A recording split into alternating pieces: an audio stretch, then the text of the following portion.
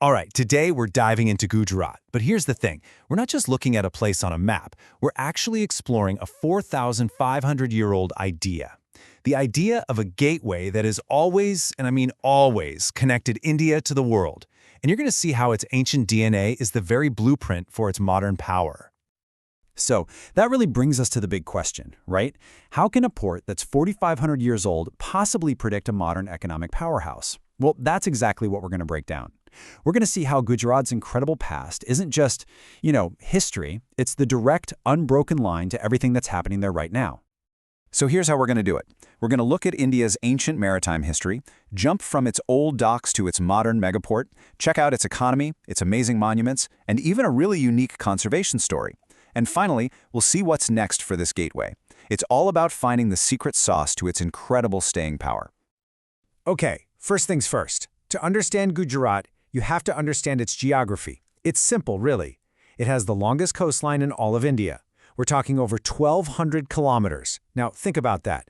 It means that no matter where you are in the state, you're never more than about 160 kilometers from the sea. That's not just a fun fact. It basically means that for thousands of years, the sea has been its destiny. So, how did that destiny actually play out? Well, this is where the story gets really, really cool. We're going to put two ports side by side, one ancient, one modern, separated by 4,500 years. But believe it or not, they tell the exact same story of incredible ambition and engineering genius. Let's start at the beginning. And I mean the real beginning. We're going back to the Bronze Age. We're talking about an absolutely mind-blowing piece of engineering from the Indus Valley civilization, the port of Lothal. So, picture this. 4,500 years ago, the engineers at Lothal built something that was just way ahead of its time. This wasn't just some natural harbor they found. No way. They built a sophisticated artificial dock. It was a masterclass in using water, designed specifically to control the tides. And the level of detail here is just staggering. I mean, look at the size, 215 meters long. That's huge for that time. The whole system was built around a channel that would let ships float right in during high tide. And we know it was a big deal because archaeologists found stone anchors and trade seals that prove this place was a bustling hub, trading with huge civilizations like Mesopotamia. Okay, now, hit the fast-forward button. 4,500 years later, and from that ancient dock, we arrive at its modern-day counterpart, Mundra Port. And this thing is an absolute behemoth of logistics, operating on a scale that those ancient engineers couldn't have even dreamed of. I mean, the numbers here are just wild. In a single year, Mundra became the very first port in India's entire history to handle over 200 million metric tons of cargo. Just try to wrap your head around that. That's a staggering amount of global trade all flowing through this one spot.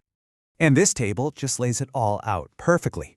You go from an ancient master of controlling tides to a modern master of logistics that handles about a third of the entire country's container traffic. You see?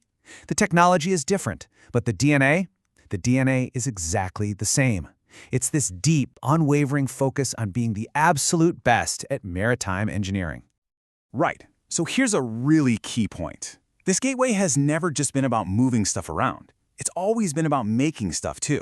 Even way back in Lothal, they weren't just shipping out rocks and cotton. No, they were exporting finished goods, like beautifully crafted beads and textiles. And guess what? That legacy is alive and well today.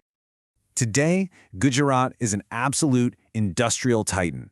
I mean, industry is the engine of its economy, making up a massive 45% of its GSDP. To put that in perspective, that makes it the third largest state economy in all of India. But there's a catch. This industrial power is very, very concentrated. Get this, petroleum products, just that one category, make up a colossal 38% of the state's total exports. Now, that focus has fueled some insane growth for sure, but it also creates a big risk. Whenever something happens in the world and oil prices go haywire, Gujarat's economy feels that shockwave immediately.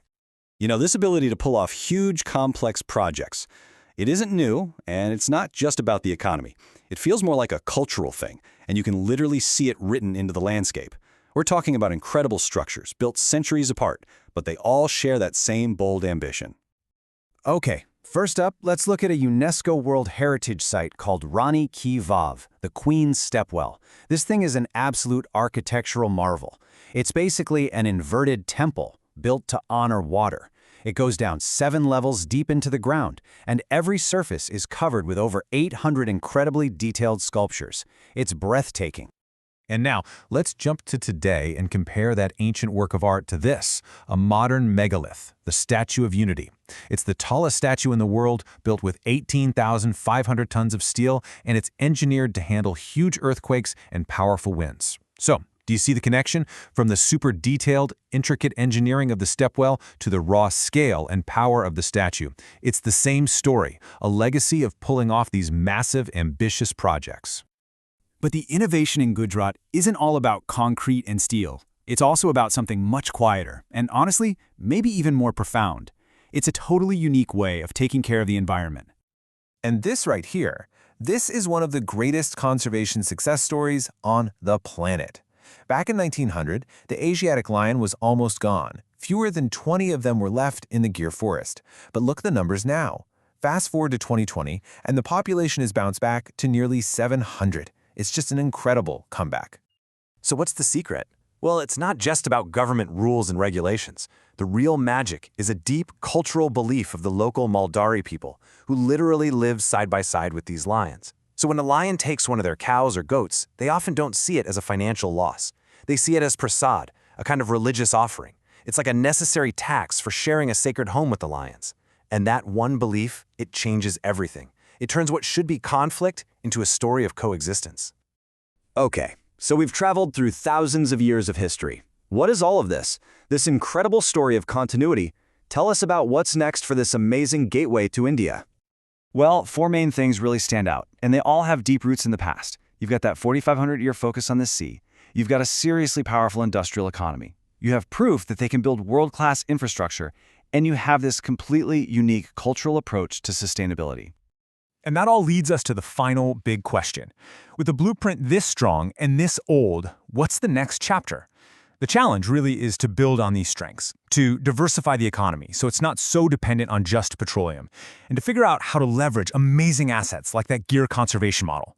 Because if this history teaches us anything, it's that for Gujarat, the past isn't just history, it's a playbook for the future.